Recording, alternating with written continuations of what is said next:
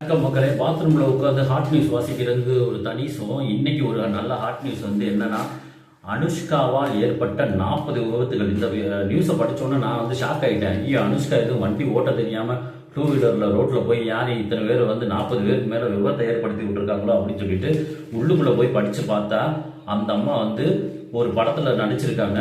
நடிச்ச அந்த படத்தோட ஒரு போஸ்டரை எந்த இடத்துலன்னா ஹைதராபாத்ல ஒரு சிட்டியில ஒரு ஓரத்தில் ஒட்டியிருக்காங்க.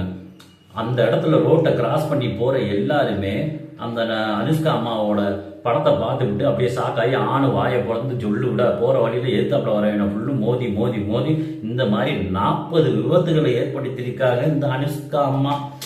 அந்த எல்லாருடைய கனவு கண்ணி அனுஷ்கா அப்படின்றது எல்லாருமே தெரிஞ்ச விஷயம்தான். இருந்தாலும் அந்த போஸ்டரை பார்த்தே கிட்டத்தட்ட 40 விபத்துகள்னா எனக்கு ஒரு யோசனை. அந்த அம்மா அந்த இடத்துல நேரடியாக நின்றுருந்தா, அந்த கனவு கண்ணி நின்றுருந்தா இந்த 40 விபத்து கிட்டத்தட்ட 100 விபத்து ஆயிருக்கும் போல இருக்குன்றதை யோசித்து பார்த்தா கொஞ்சம் காமெடியாகவும் இருக்கு. அனுஷ்கா அம்மா, எதுவாக இருந்தாலும் உங்கள் போஸ்டரை பார்த்து எந்த இடத்துல ஒட்டணுன்றதை பார்த்து வைக்க சொல்லுங்க. இத்தனை விபத்துக்கு இவ்வளோ பெரிய காரணங்கிறது ரொம்ப ஆச்சரியமான விஷயமா இருக்கு.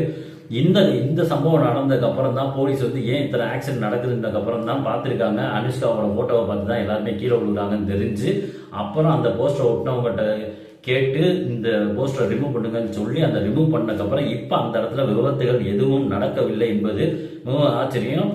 இந்த அனுஷ்கா அம்மா போகிற போக்க பார்த்தா அனுஷ்கா 40 விபத்துக்கு காரணம் சொல்லி ஜெயிலில் போட்டாலும் போட்டுருவாங்க போல இருக்கு. பார்த்துக்க கடவு கண்டிமாரே போஸ்டரை பார்த்த சரியான இடத்துல ஒட்டுங்கன்னு சொல்லி இன்னைக்கு இந்த ஹாட் நியூஸ்லேருந்து விடைபெறுவது உங்கள் குமார், பாத்ரூம் குமார். பாய்.